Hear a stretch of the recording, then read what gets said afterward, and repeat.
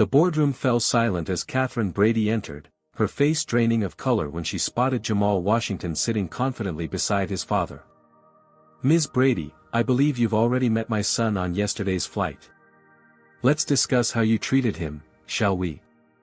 Elijah Washington's voice cut through the tension like ice.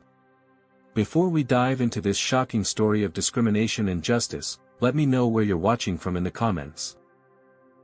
Hit that like button if you've ever been underestimated, and subscribe to catch more stories about standing up against injustice. Now, let's rewind 3 days to see how this confrontation came to be. 3 days earlier, excitement radiated from 12-year-old Jamal Washington as he meticulously packed his carry-on luggage. Today marked a significant milestone, his first solo flight from Atlanta to New York to attend the prestigious Young Entrepreneurs Conference. Standing before his bedroom mirror, he adjusted his custom-tailored navy blue suit, a miniature version of the one his father often wore to board meetings. "Are you sure about the suit, son?" Elijah Washington leaned against the doorframe, his expression a mixture of pride and concern. "You might be more comfortable in something casual."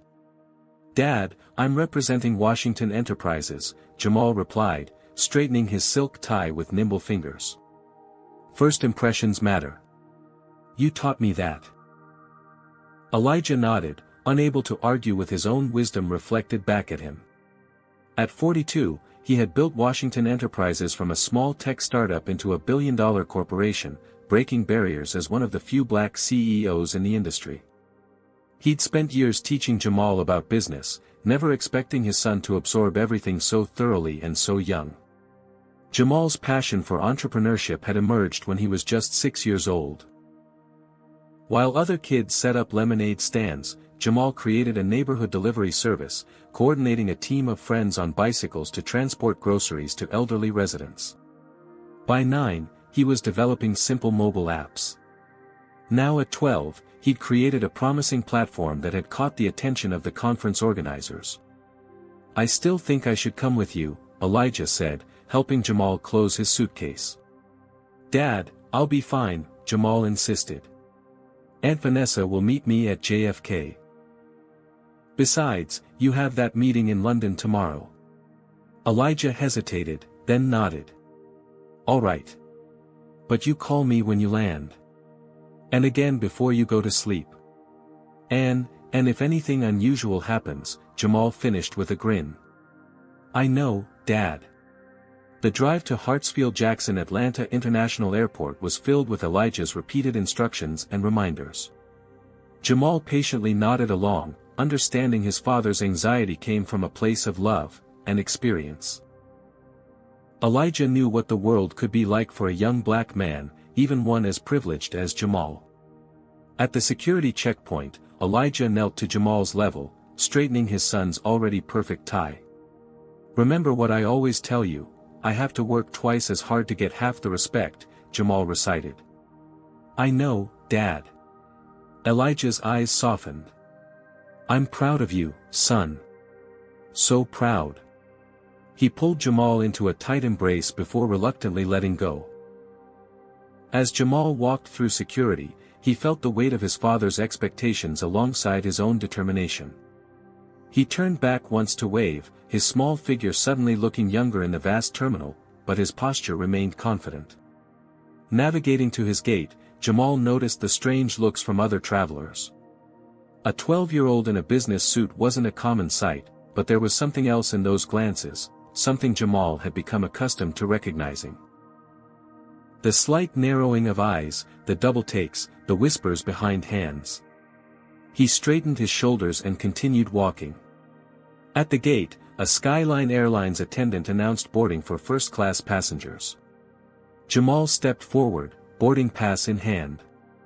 The gate agent, a middle-aged woman with a tight smile, scrutinized his ticket longer than necessary before reluctantly waving him through.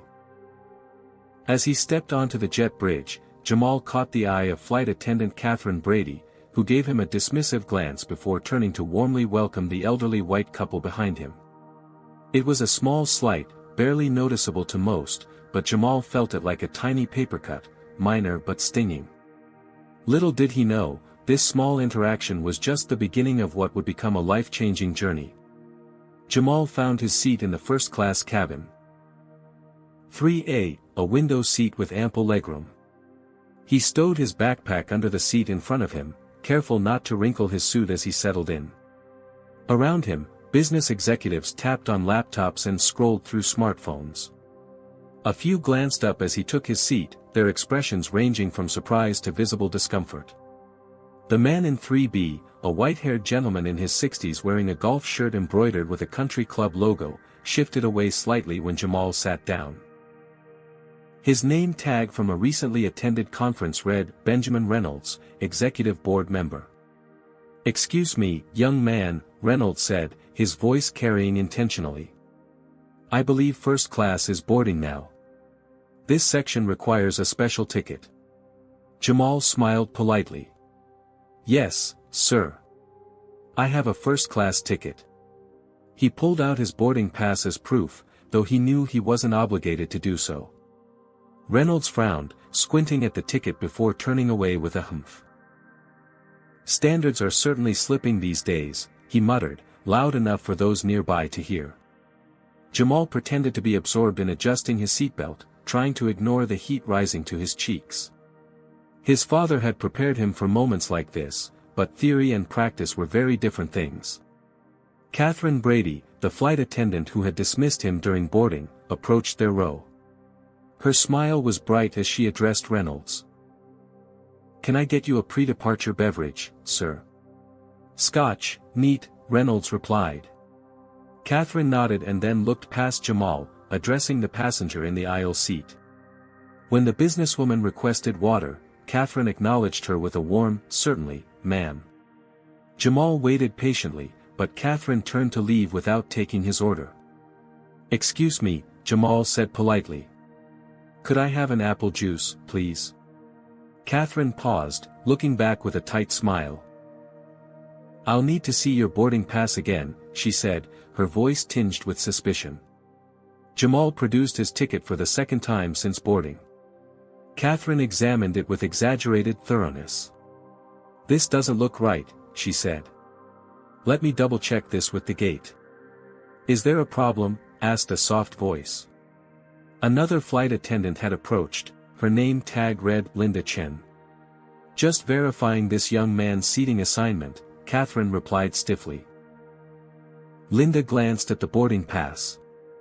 "Everything looks in order to me," she said, her tone professional but pointed. "I'll get your apple juice," she told Jamal with a genuine smile. Catherine's lips thinned, but she moved on to the next row without further comment. As more passengers boarded, Jamal noticed a pattern. Catherine would warmly greet white passengers while barely acknowledging others. When Linda brought his apple juice, she placed it on his tray table with a kind wink that made him feel slightly better. "That's a very nice suit," she commented. "Are you traveling for business?" Before Jamal could answer, Reynolds interjected, probably his first time on an airplane. "Skyline must be giving away first-class tickets as some kind of diversity promotion." Linda's smile faltered, but she maintained her composure. "Sir, all our passengers deserve respect." "I'm attending the Young Entrepreneurs Conference in New York," Jamal answered, keeping his voice steady despite the churning in his stomach. "I'm presenting my new app." Reynolds raised an eyebrow but said nothing more, turning his attention to his drink. As the final boarding announcements were made, Jamal felt increasingly isolated. He tried to focus on his presentation notes, but it was difficult to concentrate with the weight of disapproving glances and whispered comments around him. When the plane began taxiing, Jamal gazed out the window, watching Atlanta grow smaller beneath him. He thought of his father's words about working twice as hard for half the respect. Right now, he'd settle for just being treated like any other passenger. The seatbelt sign dinged off, and Catherine began the in-flight service.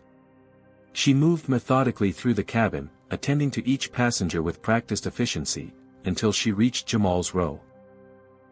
"I believe this young man might be in the wrong seat," she said loudly to Reynolds, as if Jamal weren't present. "We've had issues with seat confusion before." Reynolds nodded knowingly. I was thinking the same thing myself. Jamal's hands clenched in his lap. My seat is 3A, he said clearly. As shown on my boarding pass. Twice. Catherine's smile didn't reach her eyes. Well, sometimes these things happen. Computers make mistakes. Passengers around them had begun to stare and whisper. Jamal felt his throat tightening, but he remembered his father's advice, never let them see you sweat. I assure you, he said with a calm he didn't feel, I'm in the correct seat. Linda Chen passed by at that moment, pausing when she sensed the tension. Is everything all right here? Just fine, Catherine replied quickly. Just making sure everyone is where they belong. The emphasis on the last word wasn't lost on Jamal. The message was clear. According to Catherine, he didn't belong in first class. As the flight continued, the situation only worsened. Reynolds repeatedly pressed his call button for trivial requests, each time using it as an opportunity to make a comment about today's youth or changing demographics. Catherine's treatment became increasingly obvious. When serving drinks, she placed Jamal's on his tray without a napkin. When distributing hot towels, she ran out just before reaching him. Small slights, but each one a paper cut to his dignity. The final straw came during meal service. As Catherine leaned over to place Reynolds' meal tray, she accidentally knocked over Jamal's drink, sending apple juice cascading onto his lap and expensive suit. Oh my, she said, without a hint of genuine concern. Accidents happen. She offered a single cocktail napkin, wholly inadequate for the spill, before moving on to the next passenger. Jamal sat in stunned silence, juice soaking through his pants, the sticky liquid seeping into the fine fabric of his suit. In the bathroom, as he dabbed at the stain with damp paper towels, he finally allowed himself a moment of vulnerability. Silent tears slid down his cheeks as he struggled to clean the suit his father had specially made for him. When he returned to his seat, red-eyed but composed, he found Linda had replaced his juice and placed extra napkins on his tray. I'm sorry about what happened, she whispered before continuing her duties. Jamal nodded gratefully, though the damage was already done, both to his suit and his spirit. A business-class passenger who had come forward to use the bathroom caught his eye on her way back. She had witnessed the drink incident and gave Jamal a sympathetic look. Later, as Catherine was occupied in the galley, the woman, a Latina in her 40s with kind eyes, stopped by his seat. Don't let them break you, she whispered, discreetly slipping him a business card before returning to her seat. Jamal glanced at the card, Angela Ramirez, civil rights attorney. As the flight continued, Catherine's comments became even more pointed.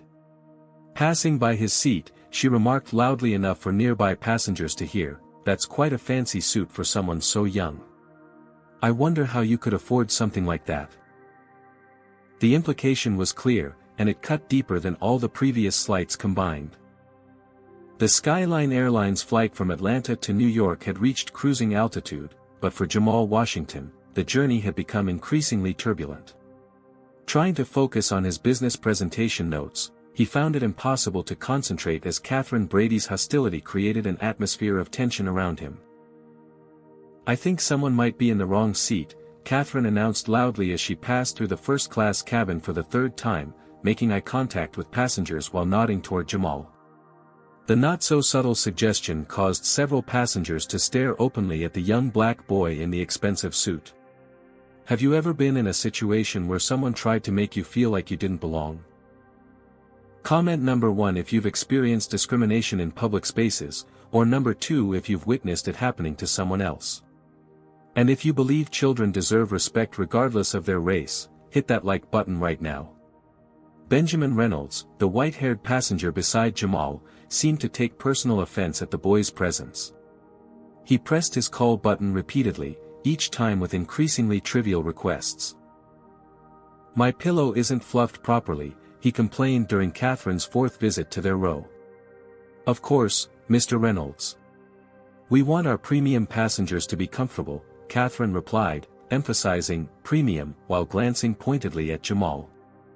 As she adjusted Reynolds' pillow, she leaned across Jamal without acknowledgement, her elbow dangerously close to his drink. The message was clear: he was invisible, unworthy of the basic courtesy extended to other passengers. The businesswoman across the aisle frowned at the interaction but remained silent. Most passengers were either oblivious to what was happening or chose not to get involved. "Would you like more juice?" Catherine asked Reynolds with a warm smile. "Please," he replied. "And perhaps you could check this young man's ticket again. I'm concerned he might be confused about his seating assignment." Before Jamal could protest, Catherine turned to him with manufactured concern. "Yes, let me see your boarding pass one more time.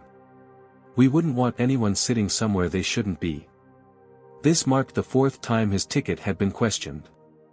Jamal reached for his backpack, but as he did, Catherine turned abruptly with Reynolds' drink, accidentally spilling it across Jamal's lap and onto his meticulously tailored suit. "Oh," she exclaimed with exaggerated surprise but no genuine remorse. "How clumsy of me." The cold liquid soaked through his pants, staining the expensive fabric. Several passengers gasped, but no one intervened. "These things happen," Catherine said dismissively, offering a single cocktail napkin for a spill that required far more. "Your fancy suit will need dry cleaning, I suppose. Such an expensive outfit for someone your age, I wonder where it came from." The implication hung in the air, ugly and unmistakable. Jamal felt his cheeks burn with humiliation as whispers circulated through the cabin. In the tiny airplane bathroom, Jamal fought back tears as he attempted to clean his father's gift. The suit represented so much: his father's pride, his own aspirations, the standard of excellence his family had always upheld. Now it was stained with more than just apple juice, it was stained with the reminder that to some, his worth would always be questioned because of his skin color. His hands trembled as he pulled out his phone, finger hovering over his father's contact. Elijah Washington would board a flight to London soon. One call, and his father would move mountains to address this injustice. But something held Jamal back, a determination to handle this situation himself, to prove he could navigate the world his father had prepared him for. Instead, he sent a simple text: "Landed safely. All good. Love you, Dad." The lie felt bitter on his fingers, but he wasn't ready to disappoint his father or distract him from his important business dealings. When Jamal returned to his seat, red-eyed but composed, Linda Chen, the other flight attendant, discreetly placed a club soda and clean napkins on his tray table.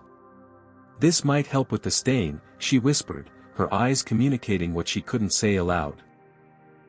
She had witnessed everything but seemed trapped in the same system that was currently oppressing Jamal.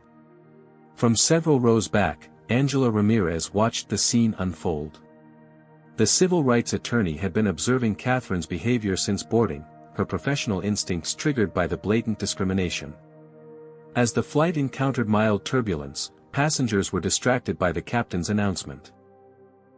Angela seized the opportunity to approach Jamal's seat under the pretense of heading to the restroom. "Keep your head up," she murmured, slipping him her business card. "What she's doing is wrong. Document everything." Jamal nodded almost imperceptibly, tucking the card into his pocket as Angela continued toward the restroom. When Catherine returned to the cabin, her targeting of Jamal had only escalated. "That's quite a fancy suit for a child," she remarked loudly, hovering near his seat. "I can't imagine how someone your age could afford something so expensive unless—" She let the accusation hang unfinished, but its meaning was unmistakable to everyone within earshot. Jamal's jaw tightened. With steady hands, he discreetly positioned his phone to record their interaction, remembering Angela's advice. "Is there something you'd like to ask me directly, Ms. Brady?" he questioned, his voice clear and unwavering despite his inner turmoil. Catherine's eyes narrowed at his composed response. "I'm simply curious about a child traveling alone in first class wearing what appears to be a very expensive suit. It's unusual, wouldn't you agree?" "I'm attending the Young Innovators Conference in New York," Jamal replied evenly. My father believes in dressing appropriately for business occasions. Your father, Catherine repeated with skepticism. And what does he do? He's an entrepreneur, Jamal answered simply, knowing that revealing his father's actual position would either not be believed or would change Catherine's behavior for the wrong reasons. Do you think Jamal should have told Catherine who his father is? Would it have made a difference in how she treated him?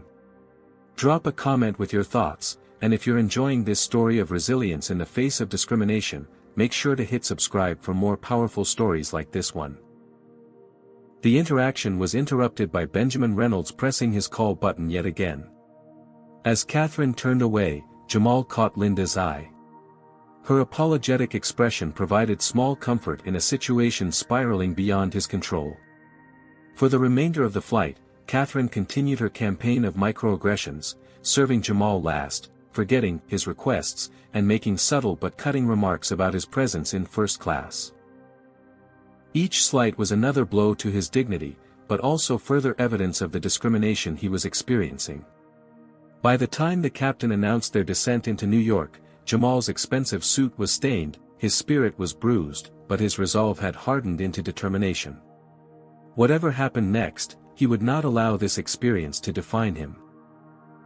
Staring out the window as Manhattan's skyline came into view, Jamal Washington's mind drifted back to his earliest memories of his father's entrepreneurial journey. At just 5 years old, he had sat cross-legged on the worn carpet of their small apartment, watching Elijah Washington hunched over a second-hand laptop, coding late into the night. Back then, Washington Enterprises wasn't a tech empire, it was just a dream, powered by his father's relentless drive and brilliant mind. "Why do you work so hard, Daddy?" young Jamal had asked one night, rubbing sleep from his eyes after finding his father still awake at 2 a.m. Elijah had scooped him up, pointing to the lines of code on the screen. "Because the world doesn't expect people who look like us to succeed, son. Every line of code I write is breaking down a wall someone built to keep us out." Those words had imprinted themselves on Jamal's heart, becoming the foundation for his own ambitions. He'd watched his father pitch to investors who barely masked their skepticism upon seeing a black man enter the room. He'd witnessed the patronizing tones, the backhanded compliments, the surprise when Elijah demonstrated his expertise. "They'll always make you prove yourself twice," Elijah had explained after one particularly difficult meeting. "But never let them see your frustration. Use your intelligence as your weapon and your dignity as your shield." Jamal's entrepreneurial spirit had sparked early. At 6, while other kids set up lemonade stands, he'd created a neighborhood delivery service, organizing his friends with bicycles to deliver groceries to elderly residents for a small fee. By 8, he was learning coding from his father. At 10, he'd developed his first simple app, a scheduling tool for his middle school's basketball team. Now, at 12, he was en route to present his latest creation at the Young Innovators Conference. An app called Equal Space that helped minority-owned businesses connect with investors and resources. The idea had come to him after watching his father struggle to secure funding despite having a superior product. The turbulence in the cabin jolted Jamal back to his present reality. Catherine Brady was pointedly ignoring him during the pre-landing service, while continuing to fawn over Benjamin Reynolds. The contrast in treatment was so stark that several passengers had begun to notice, exchanging uncomfortable glances. Reaching into his backpack, Jamal pulled out his presentation notes, forcing himself to focus on tomorrow's conference rather than the humiliation he was currently enduring. The familiar technical terms and business concepts grounded him, reconnecting him to his purpose. His phone buzzed with a text from his father, "Just boarded my flight to London. Hope yours was smooth. Proud of you, son." Jamal hesitated, his thumb hovering over the keyboard. Should he tell his father what was happening? Elijah Washington had the power to bring Skyline Airlines to its knees with a single phone call. But something inside Jamal resisted. This was his journey, his challenge to overcome. "All good. Excited about tomorrow's presentation. Safe travels, Dad," he typed back, the half-truth sitting uncomfortably in his chest. As he returned his phone to airplane mode, Jamal noticed Angela Ramirez watching him from several rows back. The civil rights attorney gave him a subtle nod of encouragement, which bolstered his resolve. He wasn't alone in recognizing the injustice taking place. During a moment of turbulence when passengers were distracted by the captain's announcement, Angela made her way up the aisle under the pretense of using the restroom. Pausing briefly by Jamal's seat, she bent down as if retrieving something from the floor. "You're handling this with remarkable dignity," she whispered. "But what she's doing is illegal. Document everything." "I've been recording some of it," Jamal admitted quietly. Angela nodded approvingly. "Smart boy. Here's my card. Call me if you need support." As she slipped him her business card, their exchange was interrupted by Catherine's sharp voice. "Excuse me, ma'am. Please return to your seat during turbulence." Angela straightened, meeting Catherine's gaze with professional coolness. "Of course. Just helping this young man with something he dropped." As Angela made her way back to her seat, Catherine's eyes narrowed suspiciously at Jamal, who tucked the business card into his pocket and returned to reviewing his presentation notes with feigned absorption. The rest of the flight passed in a tense silence, with Jamal using his father's lessons as armor against Catherine's continued slights. Each dismissive glance and deliberate oversight was met with composed dignity, each microaggression catalogued in both his memory and his phone's recording app. When the captain announced their final descent into JFK International Airport, Jamal felt a complex mixture of relief and determination wash over him. The ordeal was nearly over, but its impact would linger. Rather than diminishing him, however, Catherine's actions had inadvertently strengthened his resolve to succeed, to create spaces where such discrimination couldn't thrive. As the plane touched down on New York soil, Jamal made a decision. The experience he'd just endured would not be wasted. Somehow, he would transform this painful episode into positive change. Not just for himself, but for others who faced similar treatment without the resources or connections to fight back. The entrepreneurial spirit that had been nurtured by his father saw opportunity even in adversity. By the time the seatbelt sign dinged off, Jamal had already begun mentally modifying his app's design, expanding its scope to address discrimination in service industries. Each humiliation he'd suffered would fuel innovation, each slight would inspire a new feature. Catherine's voice broke through his thoughts as she made the standard landing announcements, her eyes deliberately skipping over Jamal as she thanked passengers for choosing Skyline Airlines. The irony wasn't lost on him, there had been no choice in how he was treated, only the arbitrary judgment based on the color of his skin. Yet as passengers began to gather their belongings, Jamal felt a strange sense of gratitude toward Catherine Brady. Without intending to, she had given him something valuable, first-hand experience of the problem his technology could help solve, and an unshakable determination to ensure that no one else would have to endure what he had just experienced. The seatbelt sign dinged off, and passengers throughout the cabin began gathering their belongings. Jamal Washington carefully tucked his presentation notes into his backpack, his movements measured and deliberate despite the emotional turbulence he'd endured throughout the flight. Catherine Brady's voice came over the intercom, thanking first-class passengers for choosing Skyline Airlines and wishing them a pleasant stay in New York.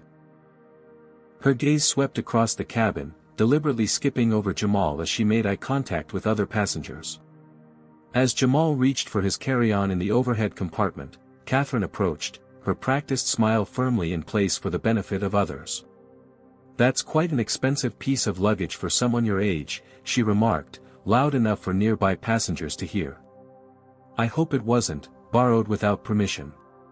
The implication hung in the air, ugly and unmistakable. Several passengers shifted uncomfortably, but none intervened. Benjamin Reynolds smirked, nodding in agreement as he collected his own designer briefcase. Jamal's hands trembled slightly as he grasped the handle of his luggage, a graduation gift from his father when he completed an advanced business course at a local college. Before he could respond, another voice cut through the tension. "I'll help you with that," Linda Chen said, stepping forward to assist Jamal. Her eyes met Catherine's briefly, a silent challenge in their depths. This young gentleman has been nothing but polite during the entire flight, despite certain challenges. Catherine's smile tightened, but with other passengers watching, she merely turned away to assist an elderly couple several rows ahead. "Thank you," Jamal said quietly to Linda as they moved toward the exit. "I'm sorry I didn't do more sooner," Linda replied, her voice low. "What happened today wasn't right." As Jamal stepped off the plane, he maintained the dignified posture his father had taught him, shoulders back, head high, eyes forward. But inside, he was crumbling. The accumulated weight of Catherine's targeted harassment had taken its toll, and it was all he could do to maintain his composure until he reached the terminal. Scanning the crowd at the arrival gate, he spotted his Aunt Vanessa Williams waving enthusiastically. Tall and elegant in a tailored pantsuit, she pushed through the crowd to reach him, her smile fading as she took in his stained suit and the tension in his young face. "Jamal. What happened to your suit?" she asked, embracing him tightly. "It's nothing, Aunt Vanessa," he replied automatically, the practiced response of someone accustomed to minimizing racial incidents to avoid worry. But Vanessa wasn't easily fooled. As they walked toward baggage claim, her trained eye, honed by years as a corporate executive facing her own battles with discrimination, noted his rigid posture and the slight redness around his eyes. "Jamal Anthony Washington," she said firmly, guiding him to a quiet corner near a coffee shop. "Tell me what happened. Now." In the privacy of the secluded seating area, Jamal's carefully maintained composure finally cracked. Words tumbled out in a rush. Catherine's suspicion, the repeated ticket checks, Reynolds' comments, the accidental spill, the humiliating suggestions about his suit and luggage. Vanessa's expression darkened with each detail, her jaw tightening in a way that reminded Jamal powerfully of his father. When he finished, she pulled him into another embrace, this one fierce and protective. "I'm so sorry, sweetheart," she whispered against his hair. "You shouldn't have had to experience that. Not ever, and certainly not alone."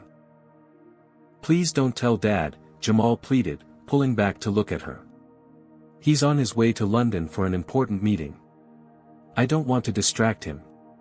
Vanessa studied her nephew's face, recognizing the same determination she'd often seen in her brother's eyes. "Jamal, your father would want to know." After the conference, Jamal insisted. "Let me present my app first." "Please, Aunt Vanessa." She hesitated, then nodded reluctantly. "After the conference." "But we are absolutely telling him." As they collected Jamal's checked luggage and headed toward the taxi stand, Vanessa's phone rang. The caller ID showed Elijah Washington. "It's your father," she said, showing Jamal the screen. "He must have landed in London." Jamal took a deep breath, composing himself before nodding for her to answer. "Hey, Elijah," Vanessa greeted, her voice carefully neutral. "Yes, he's right here with me. The flight was on time." She listened for a moment. "He's fine, just a little tired from the trip." Jamal watched his aunt's internal struggle play across her face. Vanessa had never been good at hiding her emotions, especially from her brother. "Actually, Elijah," she said suddenly, her resolve visibly hardening. "There's something you should know." Before Jamal could protest, Vanessa was recounting the incident in precise, measured terms that grew increasingly clipped as Elijah's silence on the other end lengthened.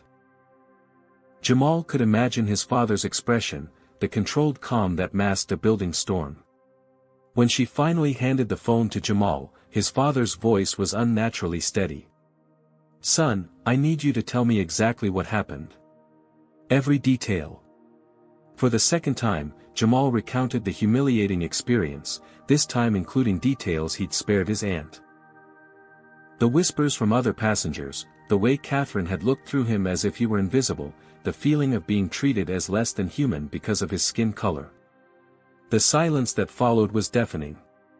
When Elijah finally spoke, his voice was glacial with controlled fury. "I'm coming back." "Dad, no," Jamal protested. "Your London meeting," is not more important than this, Elijah cut him off. I'll have Thomas handle London. I'm on the next flight home. But Dad. Jamal, his father interrupted, his tone softening slightly. You've shown incredible strength today. I'm so proud of how you handled yourself. But you shouldn't have to fight these battles alone. Not yet. After ending the call with his father, Jamal's phone buzzed with an unknown number. Hesitantly, he answered. Jamal Washington. This is Angela Ramirez, from the flight. Yes, ma'am, he replied, moving slightly away from Vanessa to speak privately. I witnessed what happened, Angela said without preamble. What that flight attendant did constitutes discrimination and harassment. I'd like to help, if you're willing to pursue this.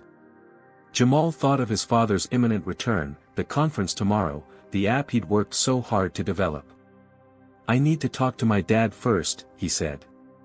He's on his way back from London. Elijah Washington is your father? Angela asked, surprise evident in her voice. Yes, ma'am. There was a moment of silence before Angela spoke again. I understand now. Take the time you need with your family, but know that what happened today shouldn't go unchallenged. Not just for you, but for everyone who doesn't have a father like yours to fight for them. After hanging up, Jamal rejoined his aunt, who was securing a taxi. Despite the exhaustion and emotional toll of the day, his mind was already churning with determination. Tomorrow's conference suddenly held even greater importance. His app, originally designed to connect minority entrepreneurs with resources, now seemed like just the beginning of what needed to be done. You okay, kiddo? Vanessa asked, squeezing his shoulder as they slid into the taxi. Jamal nodded, his expression thoughtful. I will be. And I think I know how to make something good come from today.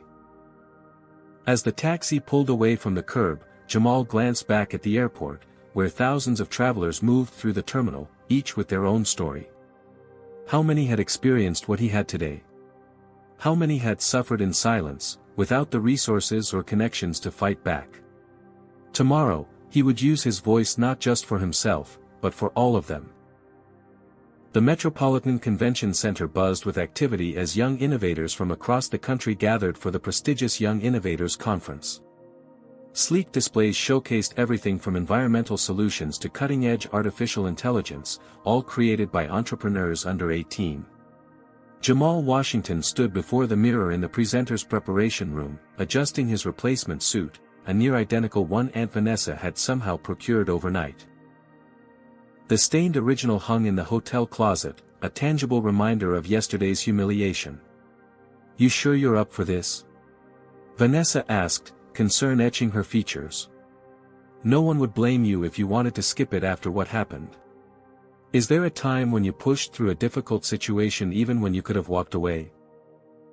Comment number 1 if you've ever turned adversity into motivation, or number 2 if you believe children should be shielded from discrimination rather than having to face it. And if you're inspired by Jamal's determination, make sure to hit that like button. I need to do this, Aunt Vanessa, Jamal replied, his voice steady despite the lingering emotional exhaustion. Now more than ever. As he entered the main exhibition hall, Jamal immediately felt the familiar weight of scrutiny.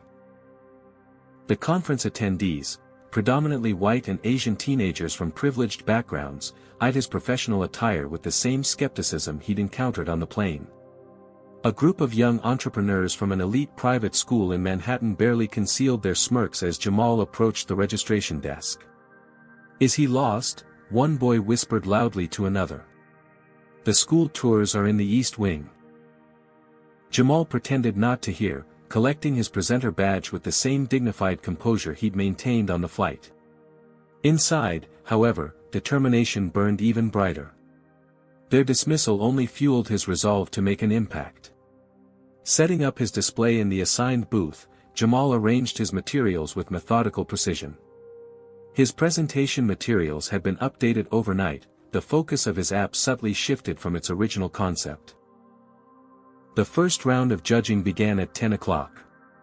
Presentation after presentation showcased impressive innovations: a water filtration system developed by a 16-year-old from Seattle, a sustainable fashion line created by twin sisters from Chicago, a food waste reduction app designed by a team from Los Angeles. When Jamal's turn came, he approached the stage with steady steps, aware of the whispers that followed him.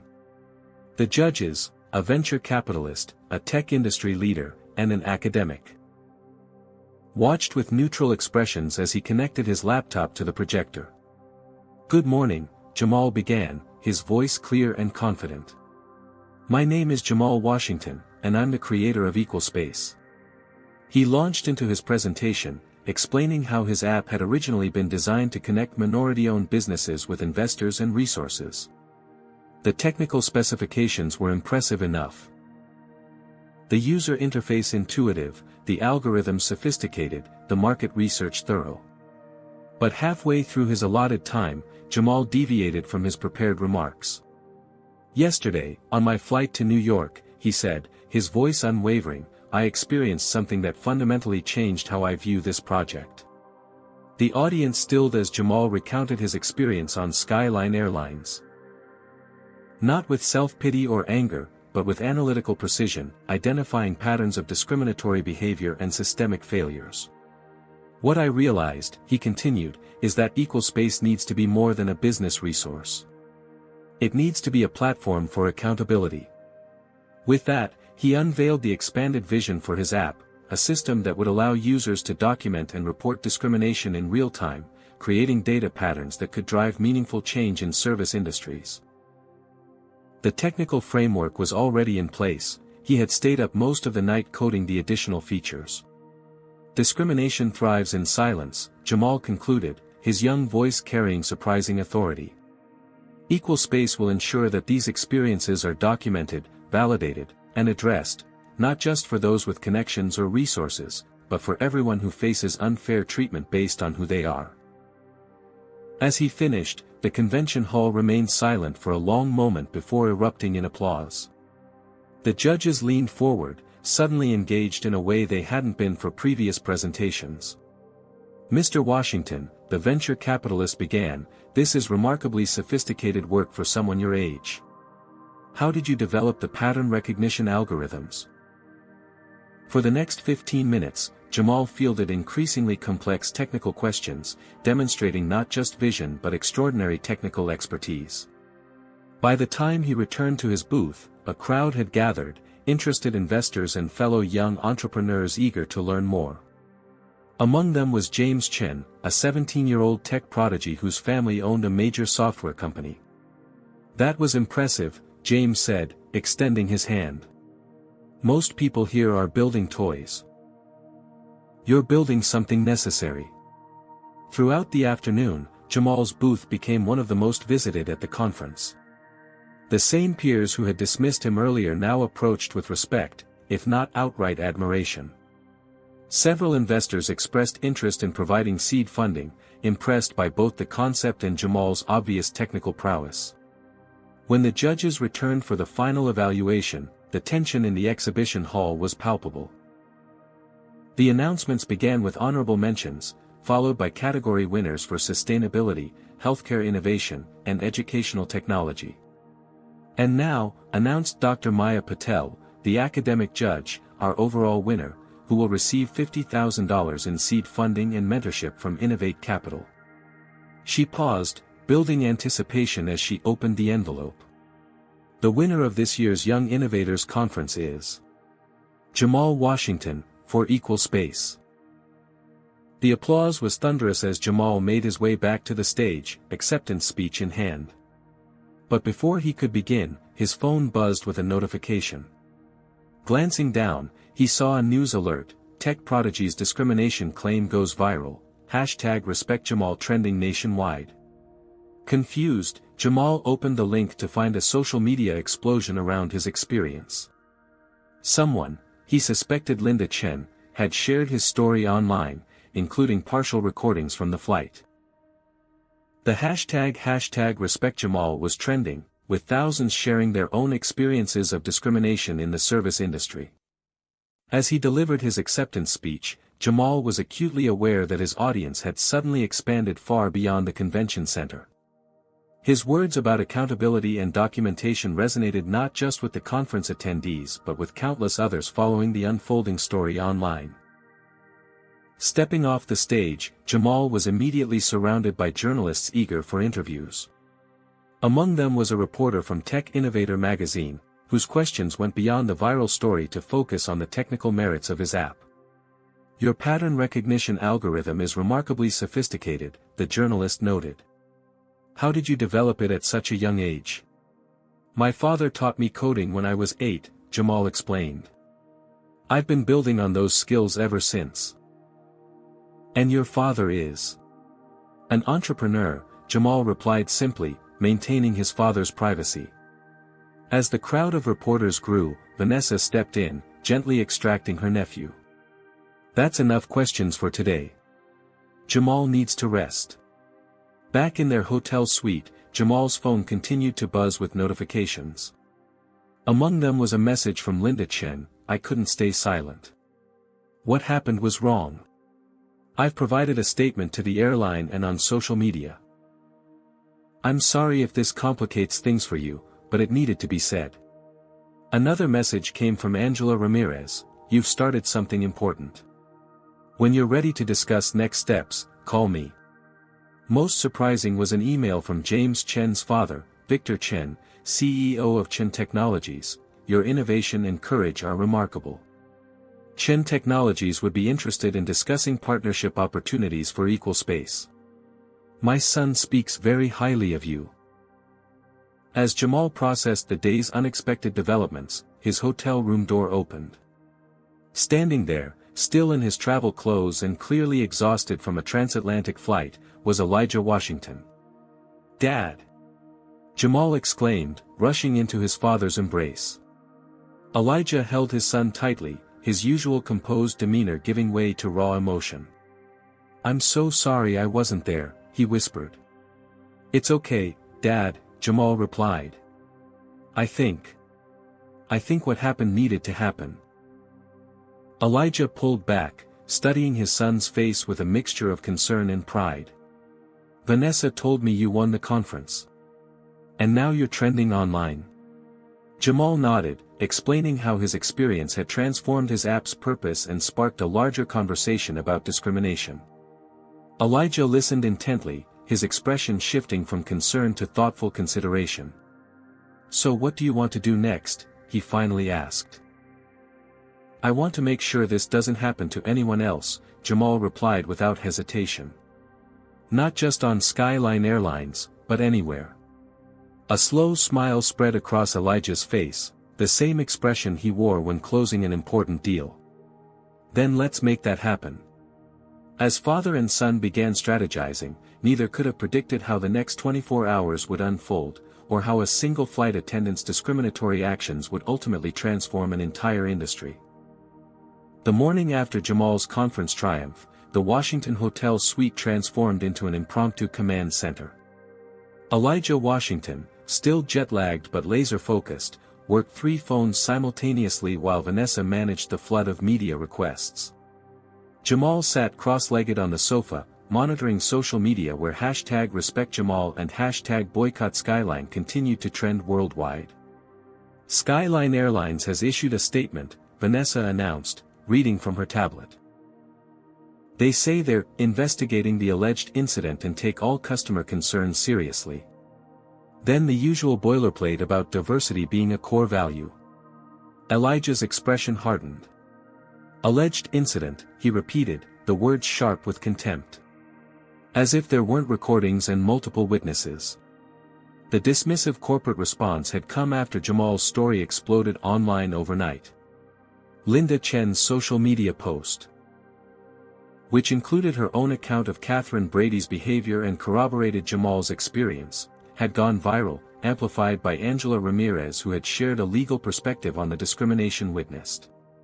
Elijah's phone rang again, Thomas Gregory, CEO of Skyline Airlines, attempting his 3rd call of the morning. For the 3rd time, Elijah declined it. "Shouldn't you talk to him?" Jamal asked, looking up from his laptop. Not yet, Elijah replied, checking his watch. The board meeting isn't for another hour. Let him sweat. What Skyline Airlines didn't know, what very few people knew, was that Washington Enterprises had been quietly acquiring shares in the airline over the past 6 months, preparing for a possible expansion into the travel technology sector. Elijah now held enough stock to command a seat at the emergency board meeting called to address the PR crisis. Angela Ramirez is here, Vanessa announced, answering a knock at the door. The civil rights attorney entered, professional in a charcoal suit, carrying a leather portfolio. Mr. Washington, she greeted Elijah with a firm handshake before turning to Jamal with a warm smile. And the man of the hour. Congratulations on your conference win. Thank you for everything you've done, Jamal replied, genuinely grateful for her support. I've just come from a meeting with 3 other passengers from your flight who've agreed to provide statements, Angela reported, pulling documents from her portfolio. And Linda Chen has officially filed an internal complaint about Catherine Brady's history of discriminatory behavior toward minority passengers. Elijah nodded approvingly. This isn't just about what happened to Jamal. It's about a pattern of behavior Skyline has apparently been willing to ignore. Exactly, Angela agreed. And I've found 5 similar complaints filed against Ms. Brady in the past year alone, all quietly resolved with vouchers and non-disclosure agreements. Vanessa, who had been scanning news reports, looked up sharply. There's more. Benjamin Reynolds, the passenger who was encouraging Catherine, is the brother-in-law of Skyline board member Richard Anderson. The revelation added another dimension to the incident. Not only had Jamal faced discrimination from a flight attendant with a history of similar behavior, but he'd been targeted with the implicit support of someone connected to Skyline's leadership. Elijah checked his watch again. It's time. Jamal, are you sure you want to come? No one would think less of you if you sat this out. Jamal straightened his tie, another perfectly tailored suit, this one a deep charcoal gray. I need to be there, Dad. This is my fight too. The Skyline Airlines headquarters occupied the top floors of a gleaming midtown skyscraper. The security guards, clearly briefed about their arrival, escorted them directly to the executive floor where a palpable tension permeated the air. Thomas Gregory, Skyline CEO, a silver-haired man with the weathered tan of someone who spent more time on golf courses than in boardrooms, greeted them with forced cordiality. Elijah, I can't tell you how deeply concerned we are about this unfortunate misunderstanding, he began, extending his hand. Elijah regarded the offered hand with cool assessment before eventually shaking it. Let's be clear, Thomas. What happened to my son wasn't a misunderstanding. It was discrimination, witnessed and documented by multiple passengers. Gregory's smile faltered. Of course, we take these allegations very seriously. They're not allegations, Jamal interrupted, his young voice steady. They happened. I have recordings. Gregory looked taken aback, clearly unaccustomed to being challenged by a 12-year-old. Well, I'm sure once we've completed our internal review, I believe that review might need to happen more publicly than you'd prefer, Angela interjected smoothly. Given the pattern of similar incidents that have been systematically buried. The CEO's composure slipped further.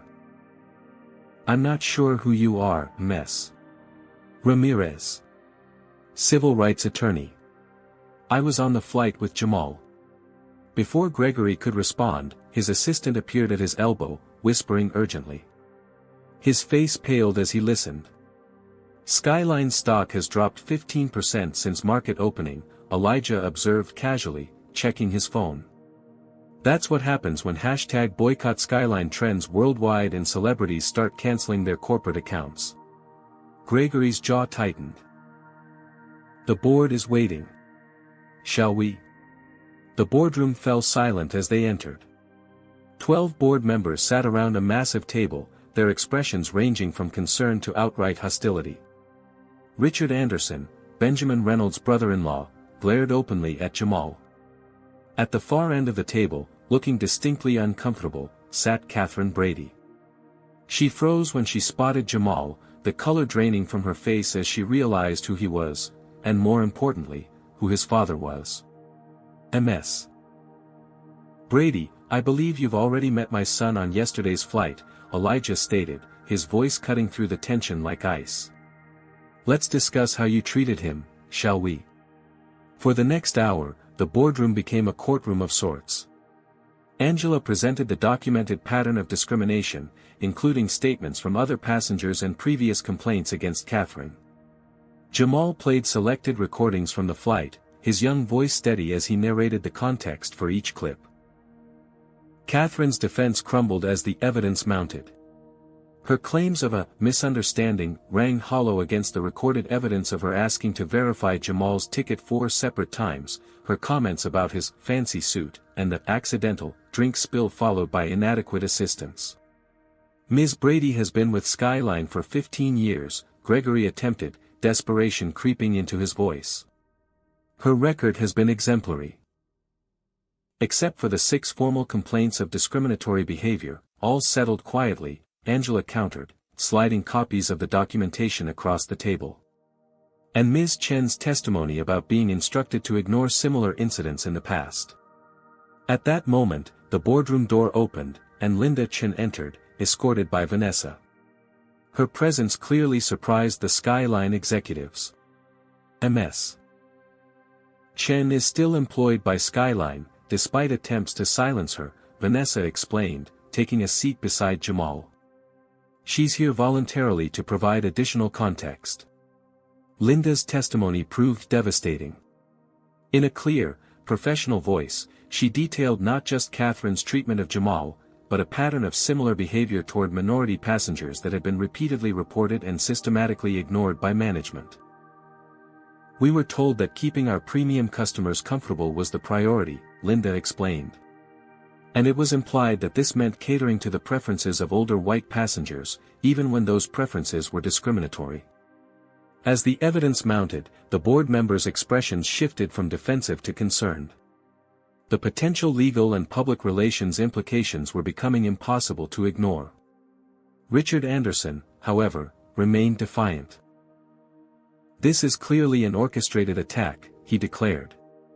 Washington, you've been buying Skyline stock for months. This is about corporate takeover, not some perceived slight to your son. Elijah's expression remained impassive. My interest in Skyline began as a business opportunity, that's true. But this incident has revealed something far more concerning than your balance sheet. It's exposed a culture that tolerates discrimination at every level. From flight attendants to board members whose relatives feel comfortable making racist comments to children. Anderson flushed crimson.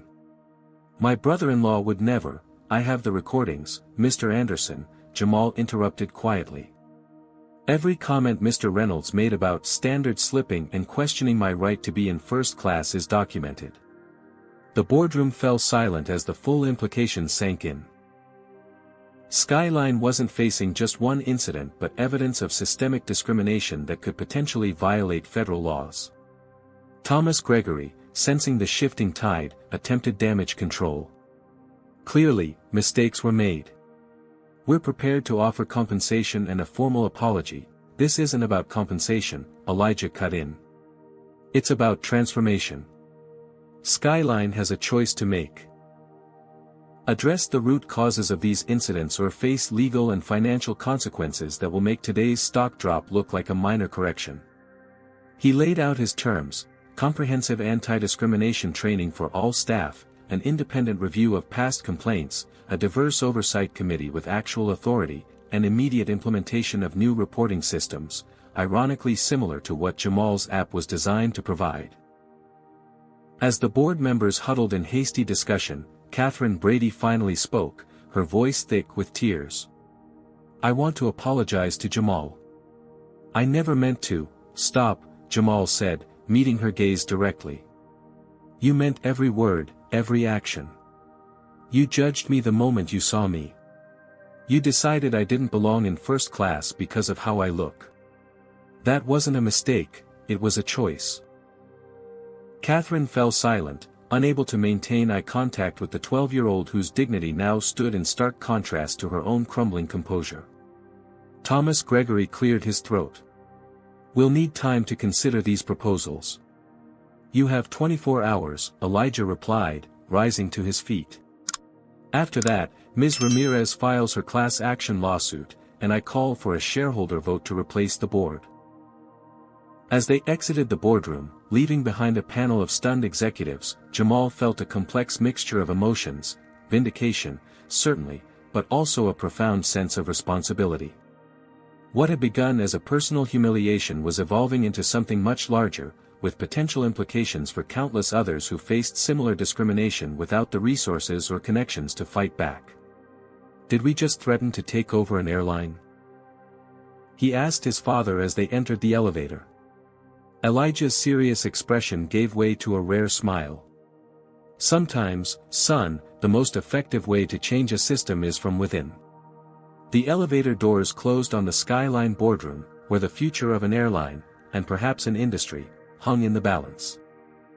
1 week after the boardroom showdown, Jamal Washington found himself once again in Skyline Airlines headquarters. The tension in the executive conference room was palpable as Thomas Gregory shuffled papers nervously, avoiding eye contact with the assembled group. To Jamal's left sat his father, Elijah Washington, poised and commanding in a perfectly tailored charcoal suit. To his right, Angela Ramirez reviewed legal documents with practiced efficiency. Linda Chen sat nearby, her normally warm expression replaced by professional determination. The Washington family's team was completed by Aunt Vanessa, who had taken a week's leave from her own executive position to support her nephew through this process. Across the table, Skyline's contingent presented a stark contrast in their unified discomfort. Thomas Gregory occupied the center position, flanked by the airline's legal counsel and HR director. Richard Anderson, Benjamin Reynolds' brother-in-law, had been conspicuously excluded from this meeting, a small victory Jamal had quietly celebrated. At the far end of the table, separated slightly from her colleagues, Catherine Brady sat with her hands clasped tightly before her. Her usually immaculate appearance showed signs of strain: dark circles under her eyes, hair pulled back severely, complexion pallid under harsh fluorescent lighting. "Thank you all for coming," Gregory began, his practiced corporate voice betraying a slight tremor. "We've reviewed the situation thoroughly and believe there's been a misunderstanding that we're eager to resolve amicably." Elijah raised an eyebrow but remained silent, allowing the CEO to continue digging his own grave. "Ms. Brady has been with Skyline for 15 years with an exemplary service record," Gregory continued. "While there may have been a lapse in judgment during this particular interaction, we believe—" "Excuse me," Jamal interrupted, his young voice steady. "But there was no misunderstanding." All eyes turned to the 12-year-old, surprise evident on the Skyline executives' faces. They clearly hadn't expected him to speak. "With all due respect, Mr. Gregory," Jamal continued, "what happened on that flight wasn't a misunderstanding or a lapse in judgment. It was discrimination, plain and simple." Gregory's smile tightened. "Young man, in the adult business world, I believe my son has earned the right to speak," Elijah interjected smoothly. "Particularly since he's the one who experienced Ms. Brady's behavior firsthand." Jamal nodded gratefully to his father before continuing. "I'd like to present my evidence systematically, if that's acceptable." Without waiting for permission, Jamal opened his laptop and connected it to the conference room's display system. With methodical precision that belied his age, he began presenting a timeline of the flight, supported by recordings, photographs, and contemporaneous notes. At 1:42 p.m., Ms. Brady checked my boarding pass for the first time, he narrated, displaying the time-stamped evidence. At 1:55 p.m., she checked it again. At 2:10 p.m., for a third time. And at 2:47 p.m., for a fourth time. No other passenger had their ticket verified more than once. He continued through each interaction methodically: the accidental drink spill, the comments about his fancy suit, the suggestions about his luggage being borrowed, and the consistent pattern of service discrepancies between his treatment and that of white passengers. Catherine shifted uncomfortably as her actions were laid bare, stripped of plausible deniability by Jamal's meticulous documentation. This behavior didn't occur in isolation, Angela Ramirez added, taking over smoothly. Our investigation has uncovered 17 similar complaints against Ms. Brady over the past 3 years, all involving passengers of color, all resolved quietly with vouchers and confidentiality agreements. Thomas Gregory's face paled. Those complaints were handled according to company policy. A policy designed to bury systemic discrimination rather than address it, Angela countered, sliding a thick folder across the table. This constitutes a pattern of negligence that could potentially violate federal anti-discrimination laws. The Skyline Legal Counsel whispered urgently to Gregory, whose expression grew increasingly grim. Linda Chin cleared her throat. "If I may add to this evidence," she said, her voice quiet but firm. Ms. Brady's behavior toward minority passengers has been an open secret among the flight crew for years. Multiple flight attendants have reported concerns to management, myself included. She produced her own documentation, copies of emails, dates of verbal reports, and names of supervisors who had dismissed these concerns. 3 months ago, I formally reported an incident where Ms. Brady made derogatory comments about a Middle Eastern family and provided substandard service, Linda continued. I was told by my supervisor that some passengers prefer traditional American service, and that I should focus on maintaining harmony in the cabin. Catherine Brady, who had remained silent throughout these presentations, finally spoke, her voice thick with emotion. I never intended to discriminate against anyone. I was simply maintaining the standards our premium passengers expect. And what standards are those, Ms. Brady? Jamal asked, his voice calm but pointed. Because from where I sat, those standards seemed to include automatically suspecting black passengers of being in the wrong seat, regardless of their ticket. Catherine flushed. That's not fair. You were very young to be traveling alone in first class. It was unusual.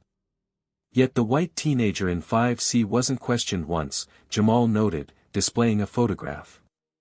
He was also traveling alone, also a minor. The difference was his skin color.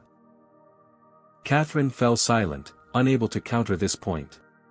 Thomas Gregory attempted to regain control of the meeting. While we take these concerns seriously, this appears to be one employee's actions rather than a systemic issue. 23 complaints across 16 different Skyline routes, all following the same pattern, Angela interrupted, producing another document. All handled with the same confidentiality agreements. All buried rather than addressed. She laid out additional evidence, internal emails showing Skyline managers discussing how to quietly resolve discrimination complaints without unnecessary escalation, training materials that emphasized catering to the comfort level of our premium demographic, and performance metrics that rewarded flight attendants for maintaining traditional service standards. As the evidence mounted, the Skyline executives' defenses crumbled visibly. What they had hoped to frame as an isolated incident had been revealed as part of a broader pattern that extended beyond Catherine Brady to the corporate culture itself. Unexpectedly, the conference room door opened, and 3 more former Skyline passengers entered, an older black businessman, a young Hispanic woman, and a Middle Eastern man in his 30s. These individuals experienced similar treatment on Skyline flights, Vanessa explained. They've agreed to join Ms. Ramirez's class action if necessary. Thomas Gregory's composure finally broke. What exactly do you want from us? He demanded, desperation evident in his voice. Financial compensation? Public apology? Transformation, Elijah replied simply. Skyline has a cancer in its corporate culture. Removing Ms. Brady would be like treating a symptom while ignoring the disease. He laid out their demands, a comprehensive overhaul of Skyline's training, reporting, and accountability systems. An independent diversity committee with actual authority, transparent handling of all discrimination complaints, and implementation of technology to identify and address patterns of discriminatory behavior. Catherine Brady, watching her career implode in real time, made one last attempt at damage control. I want to apologize to Jamal, she said, tears welling in her eyes. I never meant to hurt you. I was just doing my job the way I was trained to do it. The room fell silent as all eyes turned to Jamal. The 12-year-old regarded Catherine thoughtfully, wisdom beyond his years evident in his measured response.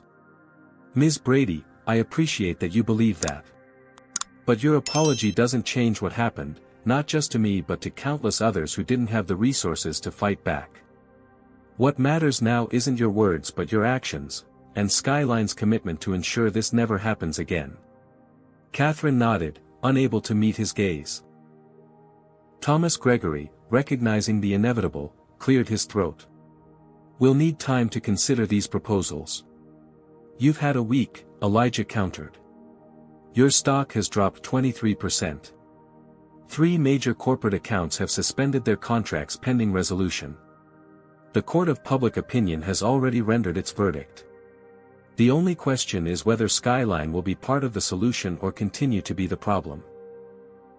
As the meeting concluded, Jamal gathered his materials with the same methodical precision he'd shown throughout the presentation. He felt no triumph, no vindication, only a sobering awareness of how much work remained to be done. Outside the conference room, Linda Chen approached him. You handled that with remarkable maturity, she said. Most adults wouldn't have shown such composure. Jamal smiled slightly. My dad always says dignity is the most powerful response to discrimination. Linda nodded. I've submitted my resignation from Skyline, effective immediately. I can't be part of a system that enables this behavior. What will you do now? Jamal asked. I've received several offers, actually, Linda replied. Including one from your father to help develop training programs for service industry professionals. But I wanted to ask your opinion before accepting. Jamal's eyes widened in surprise. My opinion? You've earned that right, Linda said simply. Your experience is driving this change.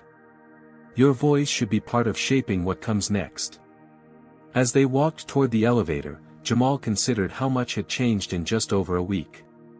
What had begun as a humiliating personal experience had catalyzed a movement that could potentially transform not just one airline but an entire industry's approach to discrimination. The real work, he realized, was just beginning. 6 months later, Jamal Washington stepped through the sliding glass doors of Skyline Airlines headquarters, no longer as an accuser but as a consultant. At 13, having celebrated his birthday the previous month, he carried himself with the confidence of someone much older, dressed in a tailored navy suit that mirrored his father's executive attire. The lobby had transformed since his last visit. Where corporate sterility had once dominated, vibrant artwork from diverse artists now adorned the walls. The security guard, a middle-aged black woman with a warm smile, greeted him by name. Good morning, Mr. Washington. The board is expecting you on the 12th floor. As Jamal rode the elevator upward, he reflected on the whirlwind 6 months that had followed the confrontation with Skyline's leadership. The airline had ultimately accepted all of the Washington's demands, recognizing that the alternative, a class action lawsuit and continued public relations nightmare, would be far more costly. Catherine Brady was no longer employed by Skyline or any other airline. Rather than being simply terminated, she had been required to complete extensive sensitivity training and community service with organizations serving minority communities. Last Jamal had heard, she was working with a nonprofit focused on educational equity, a fitting redirection of her career. The elevator doors opened to reveal a transformed executive floor. Framed photographs showcasing Skyline's diverse workforce had replaced the sterile corporate art. A large mission statement dominated the reception area, prominently featuring the words, dignity, respect, and inclusion. Thomas Gregory, still Skyline's CEO though now flanked by a more diverse executive team, rose to greet Jamal. The past months had aged him visibly, stress etching new lines around his eyes, but his handshake was firm and his smile genuine. Jamal, thank you for coming. The team is eager to hear your assessment of our progress. The boardroom where the confrontation had occurred 6 months earlier was now filled with new faces. Richard Anderson was conspicuously absent, having resigned to pursue other opportunities shortly after the scandal broke. Benjamin Reynolds, his brother-in-law who had encouraged Catherine's discrimination, had been banned from Skyline flights permanently. Linda Chen, now Skyline's Director of Inclusive Service Training, greeted Jamal with a warm embrace. Her promotion had been part of the company's overhaul, a recognition of her courage in speaking out and her expertise in customer service. "Your father sent his regrets," Linda told him. "The London meeting couldn't be rescheduled." Jamal nodded, secretly pleased. While Elijah had been instrumental in forcing Skyline's transformation, today's presentation was Jamal's alone, a testament to his father's confidence in him. "Before we begin," Thomas Gregory announced, "I want to acknowledge how far we've come since Jamal first brought these issues to our attention. What began as a painful incident has transformed Skyline in ways we couldn't have imagined." The statistical evidence supported this claim. Discrimination complaints had decreased by 78%. Employee satisfaction scores among minority staff had increased dramatically. Most tellingly, Skyline's customer satisfaction ratings had improved across all demographics. Now, Gregory continued, "I'd like Jamal to share his assessment of our diversity and inclusion implementation." At 13, Jamal Washington was possibly the youngest consultant ever to address a major airline's board. Yet as he connected his laptop to the display system and launched his presentation, his youth seemed irrelevant. The data he had compiled, the analysis he had conducted, and the recommendations he presented reflected a sophistication that commanded respect regardless of age. "Skyline has made significant progress," Jamal began, "but sustainable transformation requires ongoing commitment. Today I want to discuss 3 areas where improvement is still needed." For the next 45 minutes, he detailed his findings, areas where implementation was lagging, departments where resistance to change remained, and opportunities for deeper integration of inclusive practices. His presentation was neither accusatory nor congratulatory but analytical and solution-focused. When he finished, the board members didn't patronize him with simplified questions or condescending praise. Instead, they engaged with his analysis directly, debating implementation strategies and resource allocation with the seriousness his work deserved. "We've also rolled out your Equal Space app across our customer service platforms," Gregory noted. "The ability for passengers to report and rate their experiences in real time has been revolutionary." Jamal nodded.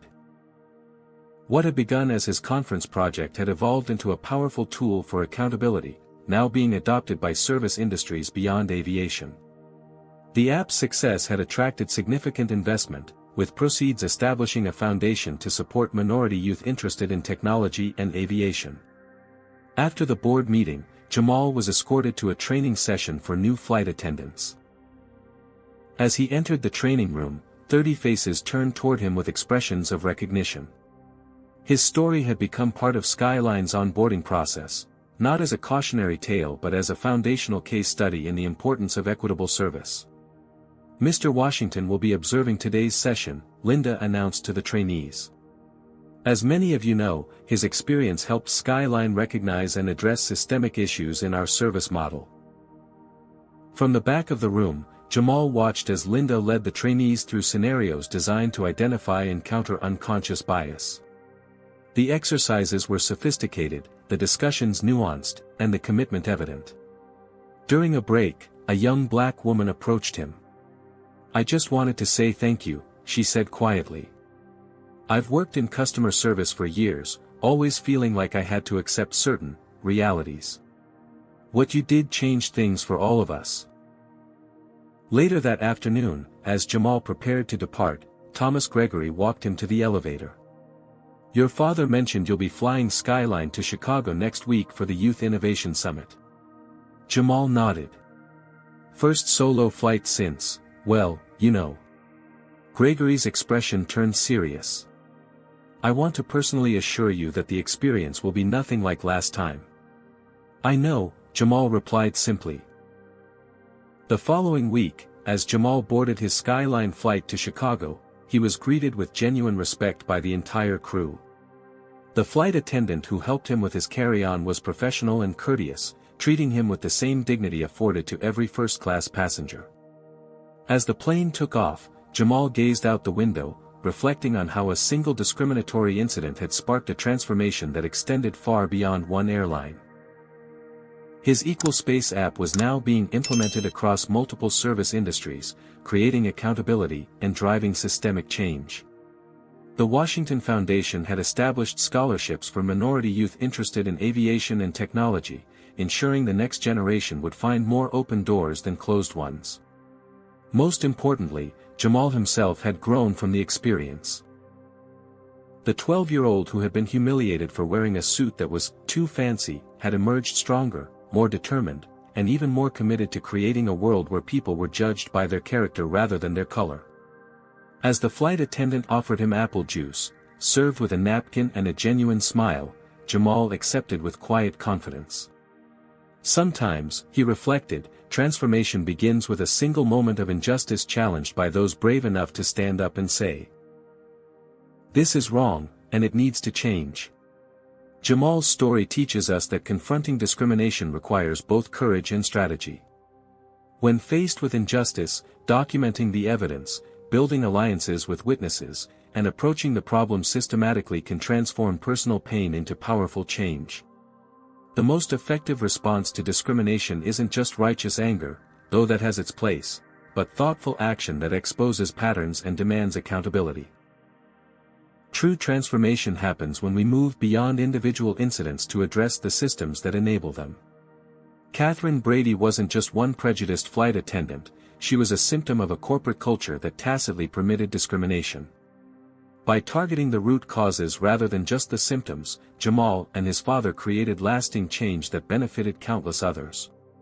Perhaps most importantly, this story reminds us that dignity is the most powerful response to discrimination.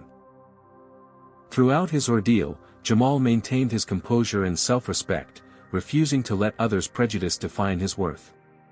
His greatest victory wasn't in punishing those who wronged him, but in creating systems that prevented others from experiencing the same injustice. Have you ever witnessed or experienced discrimination in a public place? How did you respond? Share your story in the comments below. If you believe that standing up against racism requires both courage and strategy, hit that like button to show your support. Subscribe to our channel for more powerful stories about overcoming discrimination and creating positive change. And if you know someone who needs to hear this message, share this video with them today. Thank you for watching, and remember, sometimes the most powerful force for change is a single voice brave enough to speak truth to power.